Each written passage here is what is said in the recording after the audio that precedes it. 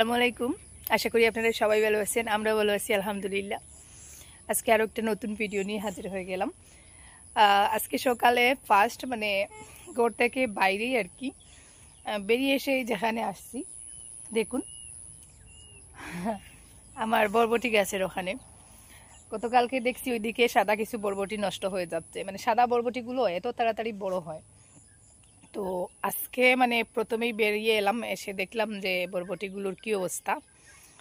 তো আজকেও দেখা যাচ্ছে কিছু বরবটি পারতে হবে। তো যাই হোক, এখন কাজে লেগে পড়ি। আপনারা ভিডিওতে একটা লাইক দিয়ে শেষ অবধি আমার সাথে থাকুন, দেখতে থাকুন। দেখুন এই যে সাইজগুলো অনেকটা বড় হয়ে গেছে। এগুলো আজকেই পাড়ার একেবারে পারফেক্ট সময়। আর একদিন রাখলে ওগুলো দেখা যাবে ওভাবে আর কি বীজ থেকে আলাদা হয়ে গেছে, বরবটিগুলো একটু ফুলে গেছে। তো যাই হোক, এই যে নিচের দিকে আরও আছে। আর ওই দিকের সাদাগুলোর অবস্থা দেখাই। এই দেখুন, সাদাগুলো একটু বড় হয়ে গেলে দেখা যায় ভেতরটা ফুলে যায়। এই যে একটা ব্যাঙ্গে আমি আপনাদেরকে দেখাই, এইরকম আর কি ঠিক ফুলে যায়। এই যে দেখুন, এই সব কটা আজকে পারতে হবে। বিসমিল্লাহির রহমানির রহিম। এই যে দেখুন, কাকলাসে মনে হয় খাইছে। শিফা একটা জুড়ি নিয়ে আসাই। ওই এক জায়গা থেকে আমি কতটা বরবটি পারছি দেখুন। আর আমার গাছের বরবটির সাইজগুলো অনেকটা লম্বা লম্বা। আমি ভাবতেছি কয়েকটা বরবটি বীজ হিসাবে রেখে দিব। জুড়ি ছাড়া চলে আসছিলাম, এখন শিফাকে ডেকে বললাম জুড়ি নিয়ে আসার জন্য। আমার অনেক প্রিয় আপুরা আছেন যারা আমার বাগান থেকে সবজি তোলা, বাগানের কাজ এইসব পছন্দ করেন। ওই জন্য এখন বেশিরভাগ আমি ওই দৃশ্যগুলো ভিডিওতে রাখার চেষ্টা করি। আর ইদানিং আমি একটু অন্যভাবে ভিডিওগুলো করার চেষ্টা করতেছি। আশা করি আপনারা বুঝতে পারতেছেন যে ক্যামেরার সামনে এসে সরাসরি কথা বলা বা কাজ করে করে সরাসরি কথা বলে ভিডিও করা, লাইভ ভিডিওর মতন আর কি। এখন আপনাদের কাছে আমার প্রশ্ন হলো, আমি আগে যে ভিডিওগুলো করতাম বকবক করে যে ভিডিওগুলো করতাম, ওই ভিডিওগুলো আপনাদের কাছে ভালো লাগতো না বর্তমানে যে সরাসরি কথা বলে ভিডিওগুলো করি ওগুলো আপনাদের কাছে বেশি ভালো লাগে? কমেন্ট বক্সে যদি কমেন্ট করে জানান আমি অনেকটাই খুশি হব। আর সেই হিসাবে আমি ভিডিওগুলো মেক করার চেষ্টা করব ইনশাল্লাহ।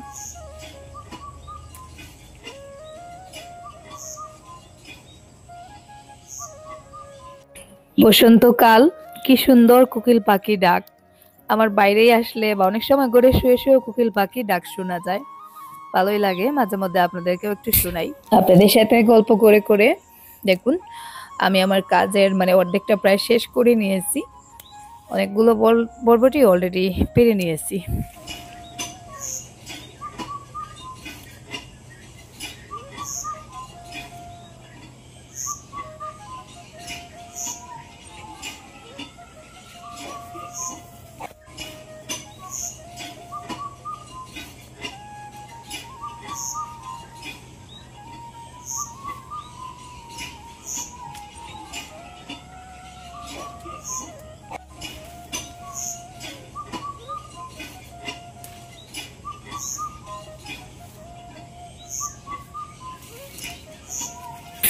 ঝুড়িটা আর হাতে করে নিয়ে আর হাঁটতে আমার ইচ্ছা করছিল না, এক জায়গায় রেখে দিয়েছি। আর যেখানে আমি বরবটিগুলো পারছি ওই জায়গায় এভাবে কিছুটা আর কি অল্প অল্প কিছু করে রাখছি। আর এখন সবগুলো একসাথে জমা করলাম। তো এখানে যে দেখুন আরো কিছু রেখেছিলাম, তো সব কোটা জমিয়ে এখন ঝুড়িতে উঠিয়ে নিলাম। দেখুন মাশাআল্লাহ, আজকে অনেকটা বরবটি পারলাম। অনেকে জিজ্ঞাসা করেন আপু তোমাদের এখানে কি যুগ নেই? যুগ তেমন একটা দেখা যায় না, কিন্তু এই যে দেখুন গাছের ফাঁকে ফাঁকে বিচুলি পোকা বা আমরা যেটাকে সিলেটিরা বিছা বিছা পোকা বলি, তো ওইগুলো আছে। ওইগুলোর থেকে একটু সাবধানে আর কি কাজ করতে হয়।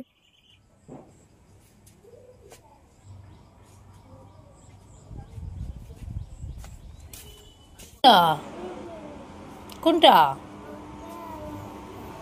অক্টানি দন্তীয় নয় দীর্ঘইকার নি, কয় আখার কা, বয় আখার বা, ময় আখার মা, দন্তীয় নয় আখার না, লয় আখার লা, রয়াখার রা করশিকার কি বড়শিকার বি মরশিকার মি দন্তি নরশিকার নি লরশিকার লি পড়ো এগুলো নাই কি তুমি বাংলা বানান করতে পারতে না তো তুমি বুঝিয়ে বুঝিয়ে পড়ো পড়ো সাইন দেখি ওগুলো পড়ো এগুলো দীর্ঘই কার ছেলেকে পড়তে বসিয়েছি আজকে স্কুলে যায় নাই আর ছেলেকে ওদিকে পড়া দিয়ে আসছি সেই ফাঁকে আমি একটু আর কি আমার ছোট বাগানে কাজ করব একটু আগে তো আমি বরবটি পারলাম কাজ বাজ তেমন একটা আজকে আর করা হয় নাই তো এখানে দেখুন আমি কয়েকটা নাগামরিচের গাছ লাগিয়েছিলাম আগে আরো এক দুইবার গাছের গোড়াটা পরিষ্কার করে দিয়েছিলাম মাটিটাও আলগা করে দিয়েছিলাম মাত্র এক সপ্তাহের ভেতর দেখা যায় আবারও বনে জঙ্গলে একেবারে ঘিরে ফেলে মানে আমার বাড়ির মাটিতে কোনো সবজি লাগালে হয় না কিন্তু গাছের ফলনটা এত দ্রুত হয় গাছগুলো পরিষ্কার করতে করতে আমি কোনো মাথামুন্ডু পাই না তো এই যে দেখুন নাগামরিচের গাছটা গাছে মানে চারদিক থেকে গাছে একেবারে ঘিরে ফেলছে এখানে যে একটা নাগামরিচের গাছ ছিল সেটা দেখে বোঝাও যাচ্ছিল না গাছের গোড়ার গাছগুলো পরিষ্কার করে মাটিটা একটু আলগা করলাম তারপরে উপর থেকে একটু শুকনো গোবর সার দিয়ে দিচ্ছি এই গাছটার বয়স প্রায় 1.5 মাসের কাছাকাছি তো গাছটা লাগানোর পরে টুকটাক যত্ন করেছিলাম বাট ওইভাবে আর কি স্পেশালি যত্ন করা হয় নাই ওর জন্য গাছের বৃদ্ধিটা অতটা হয় নাই আর এর পাশে আরো কয়েকটা নাগামরিচের গাছ লাগিয়েছিলাম তার মধ্যে থেকে আরো 3টা বাঁচছে বাকিগুলো পচে গেছে তো ওই 3টা গাছেও আমি আজকে একটু যত্নার্থী করব এই যে দেখুন বাঙ্গা একটা জুড়ি দিয়ে আরেকটা ডেকে রাখলাম এদিকে গাছে অনেকগুলো পেঁপে পাকছে আজকে কিছুটা পেকে গেছে আর কিছুটা আধ পাকা অবস্থায় রয়েছে তো জুবাইর চলে যাওয়ায় গাছ থেকে পেঁপে গুলো পাড়ানোর মতন কাউকে পাচ্ছি না আসলে মই বেয়ে উপরে উঠে আর কি পেঁপে গুলো পাড়তে হয় আর ওটা একমাত্র জুবাইরই পারে তো ওর অপেক্ষা করে তো আর হবে না পেঁপে গুলো আজকেই পাড়তে হবে তা না হলে বানরে নিয়ে যাবে তো আমার এক বাগনে আমাদের স্কুলে আসে ওকে ডেকে আনলাম ডেকে এনে যে পেঁপে গুলো মোটামুটি আর কি ওকে দিয়ে পাড়িয়ে নিয়ে এসেছি 3টা পেঁপে এখানে একটু বেশি পাকা ছিল ওগুলো আর কি পাড়িয়ে নিয়ে এসেছি উপর সাইড লাগাছাই তা কি বড় কিতা তোর মাথা তাকিও বড় দেখ পুরা মাথা তাকিয়া তুই দৌড় চাইলা পুরা মাথা তাকিও বড় নে ওগুলো পারবি নি আমি গুয়ান মজা আই ঘুমাই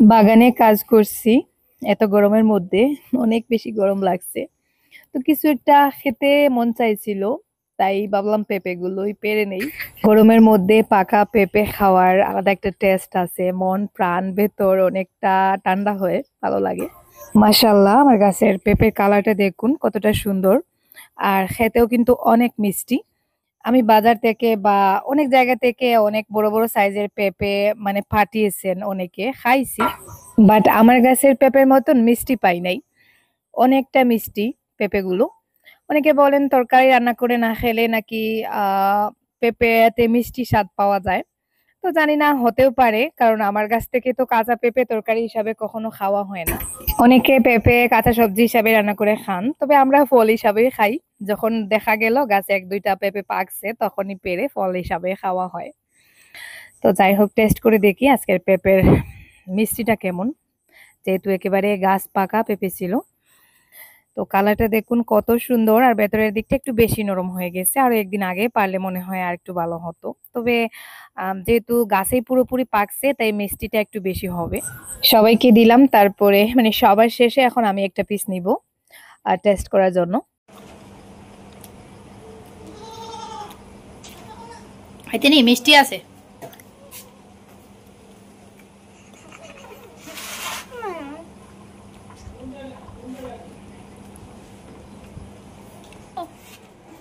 কান্দে আইছো তোমার চেহারা এখান তো দিন দিন ভূতর মতন হয়ে যায় খারাপ গেছলাই হ্যাঁ খারাপ গেছলাই মুখে কান তো এখন আর চিনাও যায় না ভূত দেখা যায় তোমারে চেহারা দেখলাই নি আয়নার দেখতাই নি গিয়া হ্যাঁ তোমারে ভূত দেখা যায় খানো যাও খানো যাও তুমি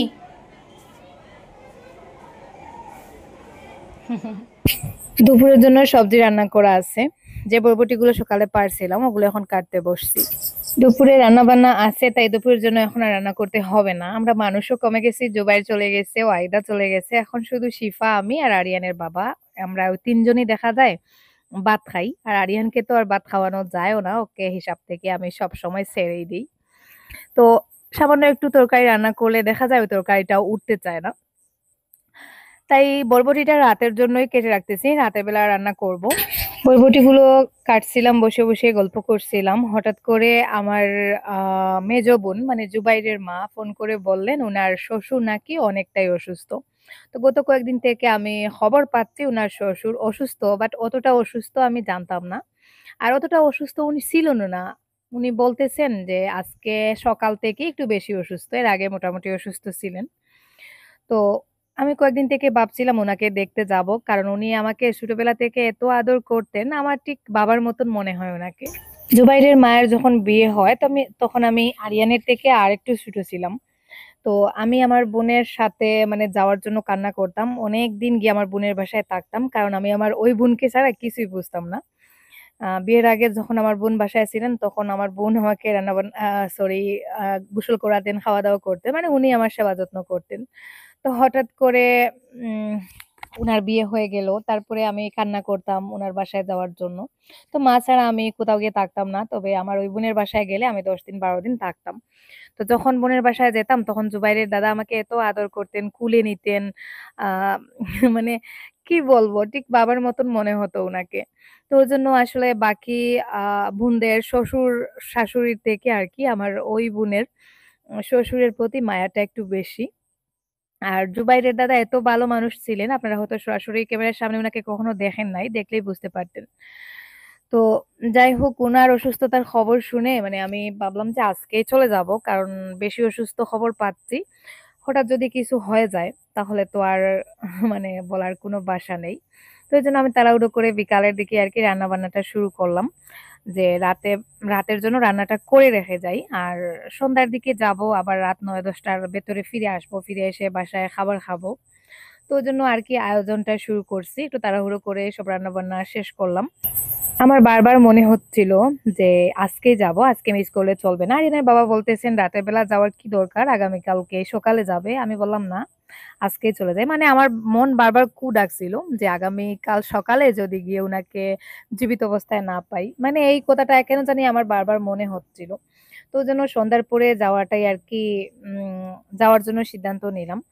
তো রান্নাবান্না শেষ করে তারপরে আমরা সন্ধ্যার দিকে গাড়ি আসলো। গাড়িতে করে বোনের বাসায় চলে আসছি। দেখুন আমি ১ম দিকে একটু ভিডিও করছিলাম। তখন জুবাইরের দাদা আরকি অসুস্থ ছিলেন। কথাবার্তা বলছিলেন না। এই ঘুমন্ত অবস্থায় আরকি শুয়েছিলেন।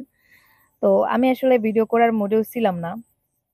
তো তারপরে হঠাৎ করে আ আমরা যাওয়ার আরকি ১০ থেকে ১২ মিনিট পর হঠাৎ দেখা যায় মানে উনাকে কালেমা শোনাচ্ছেন। তো ১০-১৫ মিনিট পরে আরকি উনি মারা গেছেন। ইন্না লিল্লাহি ওয়া ইন্না ইলাইহি রাজিউন। আল্লাহ উনাকে জান্নাতের উচ্চ মাকাম দান করেন। আপনারাও সবাই দোয়া করবেন। আর ওই অবস্থায় আমার ভিডিও করার কোনো মানসিকতা ছিল না। এখানে আরিয়ান মনে হয় ভিডিওটা করেছিল। ২ ১ টা ভিডিও করছে। আরিয়ান এখন দেখা যায় জুবাইরের অনুপস্থিতিতেও যখনই মোবাইল হাতে পায় টুকটাক ভিডিও করে। তো ভিডিওর ধরন দেখেই বুঝতে পারতেছেন এটা আরিয়ানের করা ভিডিও ছিল। তো জুবাইরের দাদা আরকি মারা যাওয়ার একটু আগে। তো আমি গ্যালারিতে পেলাম তাই আপনাদের সাথে শেয়ার করে নিলাম। তো এখন বাজে রাত মনে হয় ৯:৩০। দাঁড়ান আমি ঘড়ি দেখাচ্ছি আপনাদেরকে।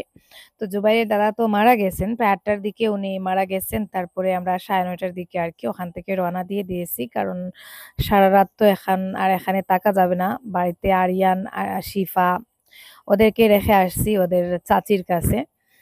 তো আমাদেরকে তো ফিরে আসতেই হবে। ওরা ওদের বাসায় যাবে বাচ্চা-কাচ্চা নিয়ে। তো কি আর করব, মন এত খারাপ হয়েছিল।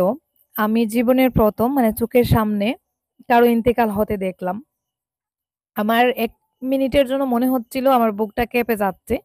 তো দেখুন আমরা বাড়ির প্রায় কাছাকাছি চলে আসছি। ৯:৪৪ বাজতেছে।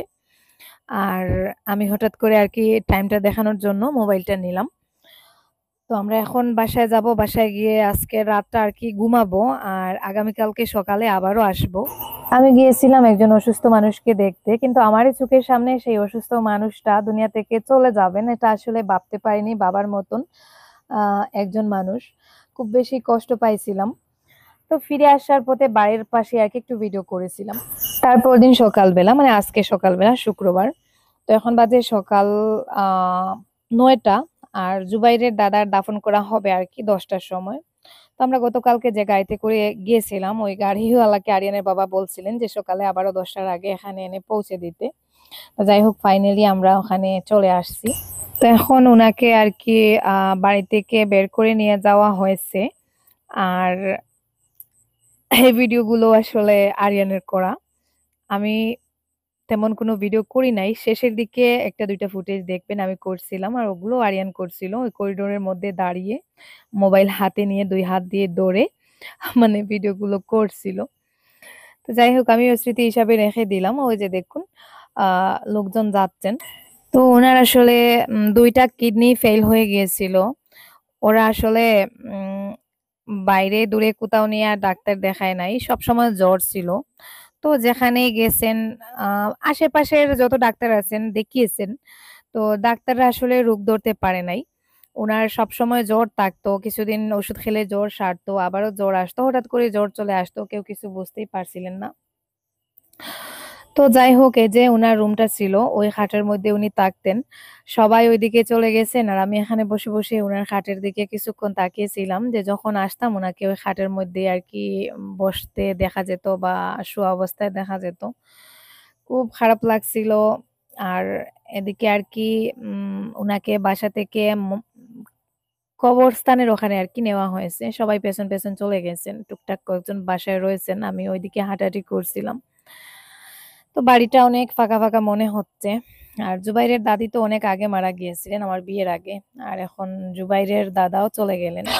আমার বোন ওনাকে বেশি দেখাশোনা করতেন। তাই আমার বোন এত কান্না করতেছেন কি বলবো। উনি উনার বড় বউয়ের ঘরেই থাকতেন, বড় বউয়ের সাথে খাওয়া-দাওয়া করতেন।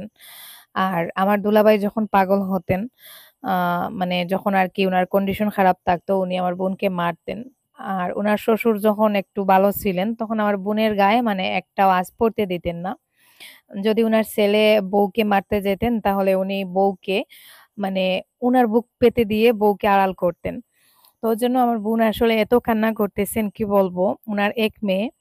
আর আমার বোনের কন্ডিশনও অনেক খারাপ। উনি উনার শ্বশুরকে অনেক ভালোবাসতেন। তো আসলে উনার হাসব্যান্ডের তো অনেকদিন থেকেই সমস্যা। শুধু শ্বশুরের জন্য আরকি এই শ্বশুর বাড়িতে উনি আজকে এত বছর ধরে থাকতেছেন। শ্বশুর সবসময় উনাকে গার্ড করতেন। যেদিকে তাকাচ্ছি মনে হচ্ছে এই পুকুরে গোসল করতেন, এইদিকে হাঁটাহাঁটি করতেন। তো আজকে বাড়িটা একেবারেই ফাঁকা। আসলে বয়স্ক মানুষ যারা বিশেষ করে মা-বাবার বয়সী বা কারো হাসব্যান্ড বা কারো সন্তান, তো এরা মারা যাওয়া দেখলে আসলে আমার এত কষ্ট লাগে। মারা তো সবাই যায়, সবাইকে দেখলে কষ্ট লাগে। কিন্তু এই কারো কোনো মহিলার হাসব্যান্ড, কোনো মায়ের সন্তান বা কোনো সন্তানের বাবা-মা, তো এই মৃত্যুগুলো দেখলে আসলে একটু বেশি কষ্ট লাগে। তো যাই হোক আমরা এখন আস্তে আস্তে বাড়ির উদ্দেশ্যে রওনা দিব।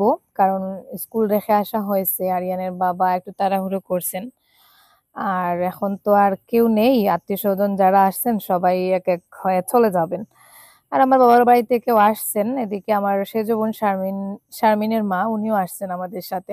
তো যাই হোক সবাই ভালো থাকুন, সুস্থ থাকুন। ওনার জন্য আপনারা সবাই দোয়া করবেন। আর আজকের মতো এ পর্যন্ত। আল্লাহ হাফেজ। আসসালামু আলাইকুম।